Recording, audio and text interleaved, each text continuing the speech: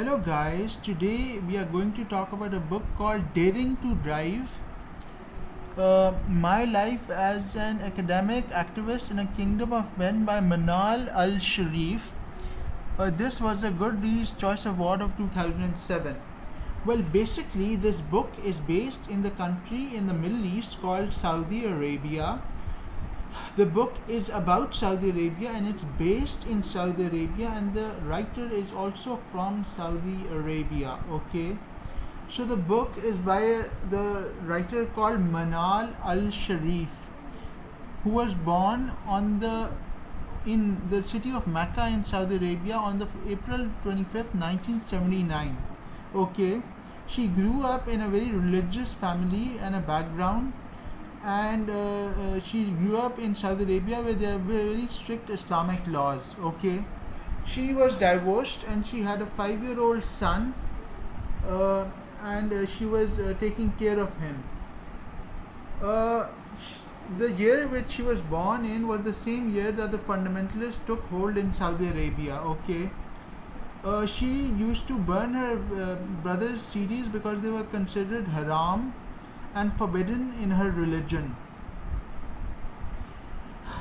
Apart from that, there are details given about the Kingdom of Saudi Arabia, about how um, uh, badly the people are treated there, and about how women have no equal rights and have to suffer a lot. And this book is about how she fought for women's rights, and about how the secret police came and got her for her work, for fighting for equal rights for women. So the whole book revolves around Saudi Arabia and the writer called Manal Al-Sharif. Okay, uh, it talks about how the religious laws in Saudi Arabia are very strict for the people who live there. Okay, so what happens next is that it's all about Saudi Arabia and about her life and stuff like that. Uh, she is arrested by the religious police and is put in jail. Okay, okay. What happens next is that uh, she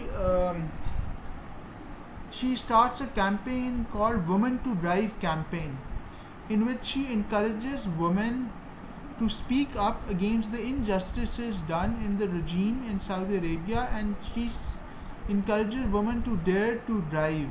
Okay, as the title referring to is Daring to Drive. So she starts a campaign called Women to Drive campaign, in which she encourages women to drive and fight for equal rights for the people of her country, and about how oppressed the women are in Saudi Arabia, and about how they are not allowed to go out with anyone unless it's a male relative like a brother or a husband, stuff like that. Women aren't allowed to put perfume or put nail polish, and it's just a very oppressed regime for everyone, and she fights for equal rights for the people of her country. Okay, and she's a young girl doing all this stuff by her own, and I really salute her for doing that. And as soon as she starts the campaign Women to Drive, she is sent to jail for doing so, for fighting for equal rights for her, the people of her country. Okay, she's sent to jail. Okay, and then what happens is that she gets the support of the international media. She uses different social media stuff to gain popularity and to gain fame.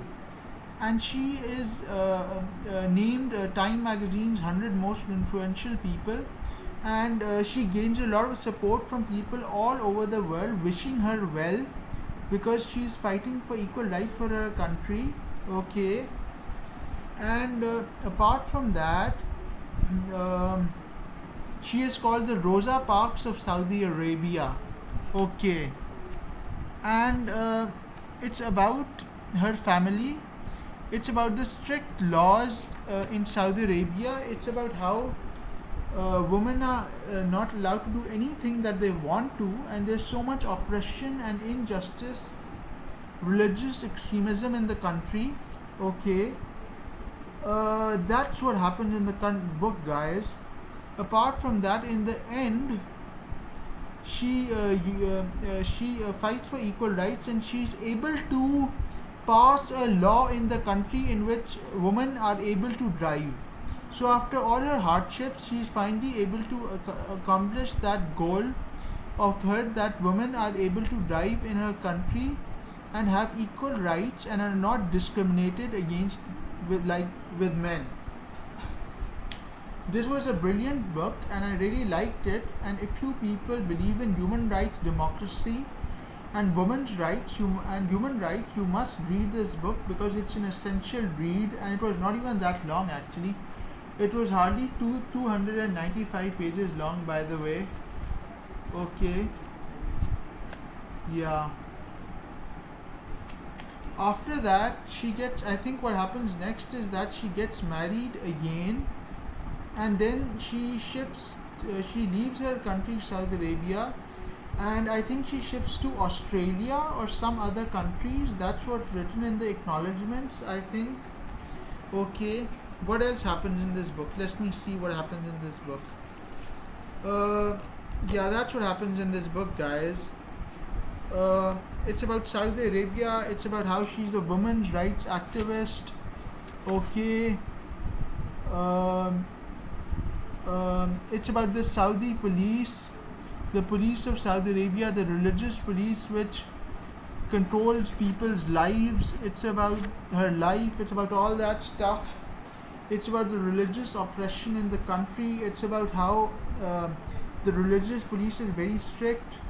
It's about Islamic laws and how they are very brutal towards people and stuff like that. So I like this book actually, and yeah, that's what happened in the book, guys. So to top it all up, she starts this campaign of Women to Drive campaign, in which she is able to let women have the right to drive and to do what they want to do, stuff like that. Yeah, that's what happens in this book, guys. And it's basically about Muslims, it's about Islam, it's about all that stuff. It's about how she gets married again and stuff like that. Anyways, bye guys, hope you liked the video, and do give comments in the sections below about this video. Bye guys.